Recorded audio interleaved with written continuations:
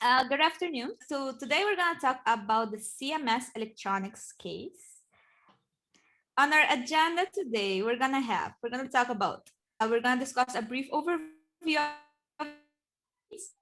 We're going to discuss cross-cultural theories applied. We're going to do a case analysis. We're going to talk about the reasons for expansions of CMS, alternatives, limitations, and at the end, we're going to give a recommendation. We will discuss a case about CMS Electronics, an Austrian electronics company. The company's customers is in the automotive sector and are shifting their focus from Europe to Asia. As a result, CMS seems to apply a follow the customer type of strategy, which leads us to the situation in which the company's CEO, Michael Veldman, must determine the best way to expand activities in the Asian market. Since setting a local factory involves a high level of investment and risk, especially for a company as small as CMS, we're gonna discuss this as a group. Yes, so the cross-cultural theories apply. So we're gonna use the culture map by Ernmeyer. We're gonna use the cultural dimensions of Hofstede. We're gonna use the managing cultural integration classical typology of Mervis and Marx, and we're gonna use the 7 dimensions of culture of Trompenaars. So now let's look at the case analysis. Since the creation of CMS Electronics, the company has been expanding. A joint venture was formed with the Hungarian partner. There were expansions of the production facility in Austria, the migration of massive end product manufacturers to Asia for suppliers and their subconductors to relocate to Asia, while the increased demand in the automotive industry in China forced the company to establish its own production facility and factory to compete in Asia. CMS Electronics has established a trading office in Hong Kong and also an engineering sales office in Shenzhen. So why Asia? Reasons for expansion in China was growing consumer market. There was cost advantages such as labor costs, employee skills, and level of technology. So the disadvantages to work with customers in China from Europe. Firstly, there are high operation costs when conducting business with customers outside of Europe. There's a high competition as everyone would like to access the Asian market. For the company, there would be a lower chance to the market access to the local distribution networks, buying habits of local consumers. When it comes to trust, European countries are task-based and not relationship-based, while the communication also differs between the two continents. High context culture, China, they listen a lot, pay attention to body language, and low context culture, such as Europe, they are transparent, clear, and specific. And when it comes to the time orientation, time is seen tangible in Europe. It can be saved, spent, lost, made up, while in Asia it is flexible and not taken seriously. It can be broken as well. And the advantages to work with customers in China from China. Well, first of all, China is the fastest growing major economy. There are cost advantages and there is a growing consumer market. When conducting business from China in China, there's transparency, the operation and the supply management can be overseen better. There is a higher trust between the divisions and the employees. Communication can be relatively easier as the business culture would be Chinese and not European. And when it comes to scheduling, deadlines and goals can be achieved easier within the same business culture. Okay. So therefore, in order to expand to China, CMS Electronics could implement two different strategies. The first possible strategy to implement will be to either merge with or acquire a local Chinese manufacturing company, which would go under the name of CMS Electronics, and it would not involve third parties, which is a strategy that was already used for other companies, European companies, and has been successful. And the second expansion strategy, which could be implemented, would be to open a new company-owned facility managed by the CMS Group, which is what the customers are currently demanding. And also we'll walk you through the different strategies and their advantages and disadvantages. Thank you. And so for mergers and the acquisition, one of the reasons to go with this strategy is the strategic motive that we have. And because when we implement this strategy, the likelihood of meeting cost and revenue certain targets could be effectively managed by Siemens Electronics. But It will be managed only if we integrate the cultural management during the integration process. However, having a success with an M&A depends on different factors such as communication, culture, governance, and regulations. Due to the nature of this presentation, we are only going to focus on the culture. Nevertheless, statistically it's proven that 50 to 70% failure in M&A is generally accepted, but also the culture is the reason behind that failure. Now, by the literature is there are steps to implement the culture integrations, which are the due diligence before the deal close and after the deal close. So the first step is very important to identify the elements needed to protect it and nurture from both companies, meaning that CMS Electronics, they have to know which elements they need to protect while going to China, which elements they need to nurture and leave it behind when they are going to China. And it's also important to identify the goal of an M&A. That means not the goal that they are going to serve their customers, but the goal that target company. And the question they have to ask while choosing it is like what their ways of working and what the success means to them. And they can use that success in order to implement the overall M&A strategy. By the literature, Mervis and Marx, which divides on which level the integration should be. And according to the case, we know that the operational excellence from the host company is what is needed, and that's why that operational control is untouchable, and therefore the integration for the M&A will be on the management level. In the second step, a team should be created for support the two companies. And in the third step, three main alternatives should be created, which are the communication, the decision making, and the scheduling. And those are based on the literature and also what Aaron Mayer mentioned in the book.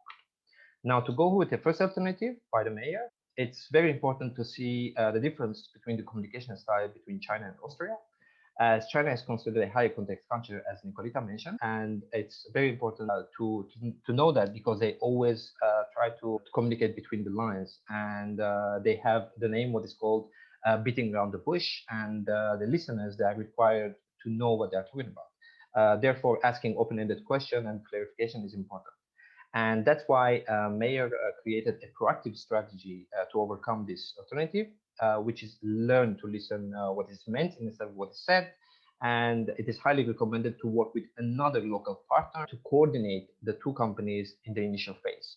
And the reactive strategy for the communication should be the recap that should be overlapped after each meeting.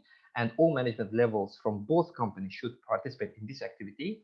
And an email should be sent after each meeting that has all the discussion points in it.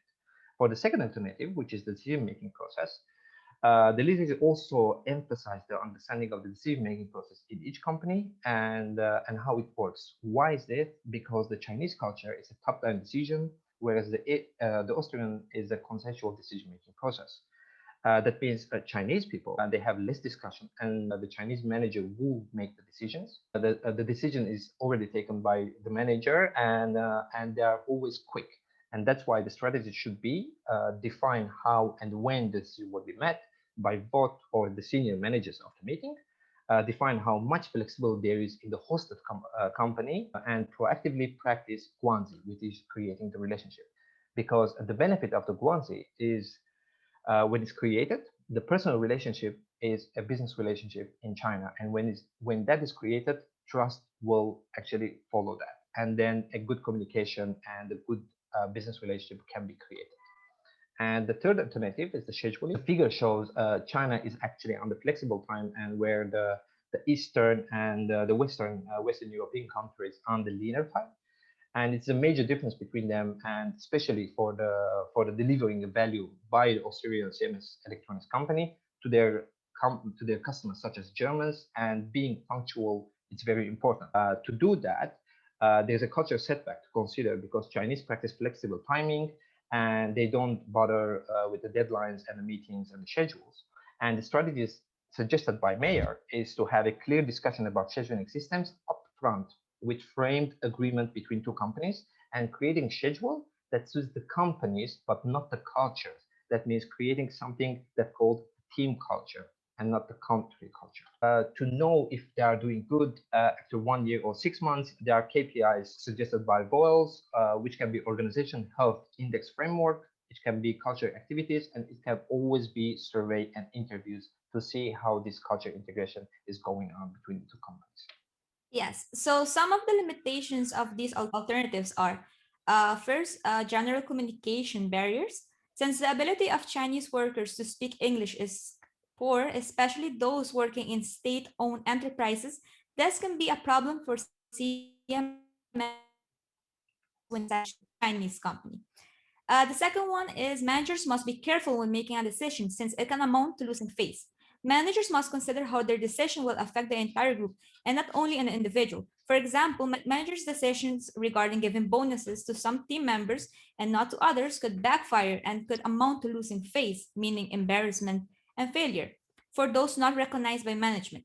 The third one is problems with clients may arise. Since the Chinese culture think there will always be changes and contracts can be changed accordingly, they do not consider contracts as seriously. So another strategy we've had was actually opening a new facility in China. Next slide, please.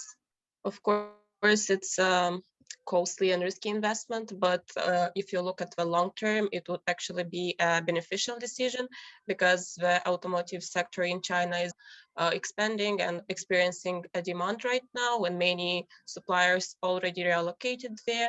Therefore, a production facility in China would actually ease the operations and minimize the costs. Also, despite the small size of a company, CMS has a great competitive advantage, which is actually the quality of the products they supply. Of course, there are some similar suppliers in the Chinese market. However, the quality of their electronic devices is not as high as the CMS one. And in addition, the existence of this facility in China would actually minimize the difficulties related to some import and export restrictions, which has been an issue previously. Also, if we look at the Chinese deal, actually opening a new facility was the preferred option by the customer. He actually said that he was able to collaborate immediately if CMS had its own production facility in China. However, in time, there might arise some cultural challenges. That's why we came up with a few solutions or advices for this concerns. So let's move to the next slide. So one would be for the Austrian management to be more flexible and actually take time to build the relationships with the Chinese. And the second one is to acknowledge hierarchy and authority. Basically, Austria is actually a universalistic culture, which means it values laws and obligations more than relationships. And China, in contrast, is a particularistic culture where one's reaction can really vary depending on the person with whom the business or the negotiation is doing. That's why the decisions and communication really depends on the circumstances. That's why it's advisable for CMS to be more flexible and to build relationships before proceeding to the actual business objectives. Next one, please. China has a high power distance score in comparison with the Austrians. That's why it's really important the keeping face culture is really important in China, and it's important to treat others with respect and dignity and acknowledge one's status and behave in accordance with one's social status. So some of the limitations of this alternative is the first one is developing guanxi takes time. Guanxi is a term used to describe relationship development process in China. It may take weeks, many meetings, or casual interactions before a Chinese owner is ready to talk business. The second one is that CMS projects must be in line with Chinese government. In high power distance countries such as China, political parties are very influential. A company's goals and projects must be in line with the Chinese government. Otherwise, it will be not allowed. The Chinese government steps in and out whenever necessary in the marketplace. Next slide.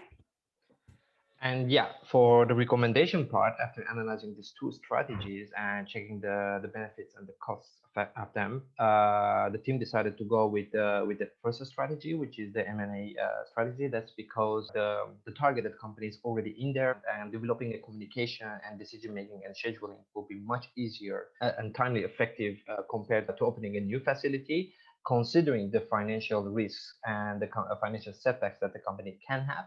However, the idea is to have an M&A strategy in place for 4 years, and then in the 5th year, try to have a new facility by implementing the strategy that was recommended in the new facility strategy. Thank you very much for listening, and that's it.